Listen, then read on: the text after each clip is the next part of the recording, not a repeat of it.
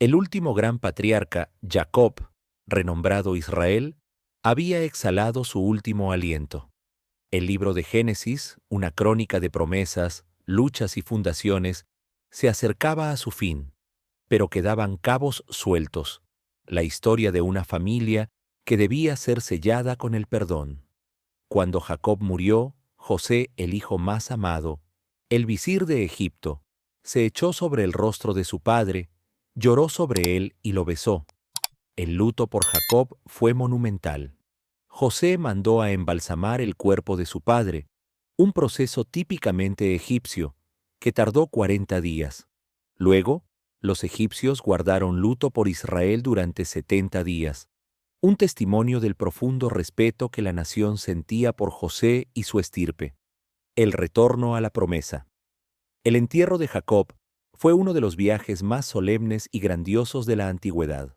José, junto con todos los siervos del faraón, los ancianos de su casa y los ancianos de la tierra de Egipto, formó un cortejo fúnebre tan vasto y solemne que, al llegar a las eras de Atad, más allá del Jordán, los cananeos vieron el luto y dijeron: «Gran duelo es este para los egipcios». Por eso se llamó a aquel lugar Abel Misraim, el luto de los egipcios. José cumplió la promesa que le había hecho a su padre.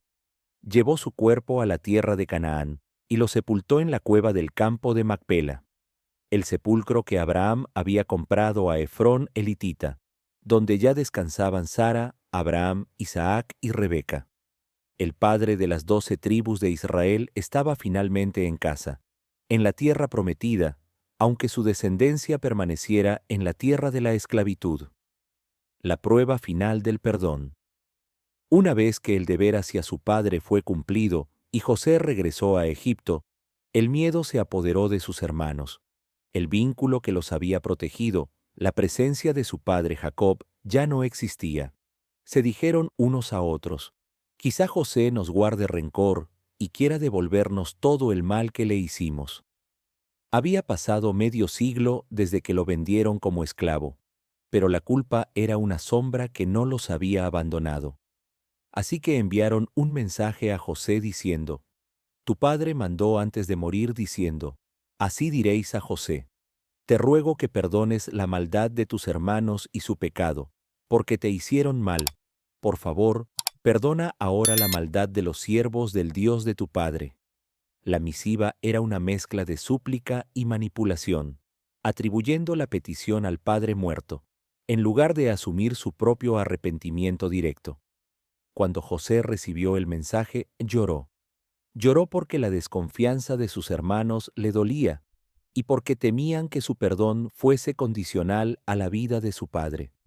Los hermanos vinieron después, se postraron ante él y dijeron: «Henos aquí, somos tus siervos».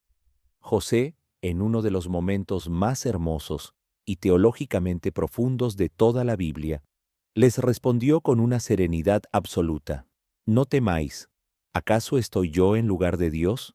Vosotros pensasteis hacerme mal, pero Dios lo encaminó a bien, para hacer lo que vemos hoy, mantener con vida a un pueblo numeroso».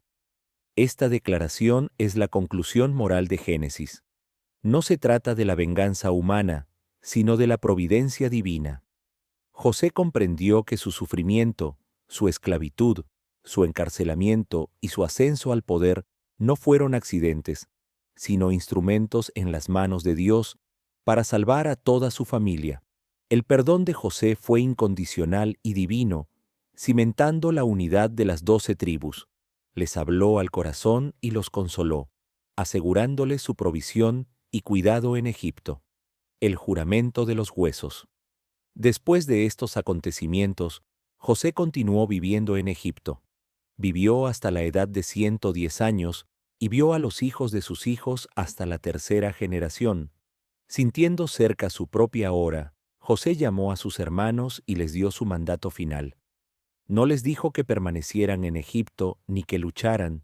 Les habló de la fe de sus antepasados y de la promesa futura. «Yo voy a morir, pero Dios ciertamente os visitará y os hará subir de esta tierra a la tierra que juró a Abraham, a Isaac y a Jacob». El testamento de José no fue una herencia material, sino una promesa de liberación. Para sellar esta fe, José hizo jurar a los hijos de Israel: Dios ciertamente os visitará, y entonces llevaréis de aquí mis huesos. Así José murió en Egipto, a los 110 años, y fue embalsamado y puesto en un ataúd en Egipto. El libro de Génesis termina con un cuerpo en un ataúd en una tierra extranjera. Este final es en realidad un principio. El ataúd de José se convierte en un símbolo de la fe y la promesa. Las tribus permanecen en Egipto, pero su líder muerto, mediante sus huesos, los recuerda constantemente que su verdadero destino está en Canaán. Este juramento se convertirá en el motor narrativo que impulsa el Éxodo bajo el liderazgo de Moisés.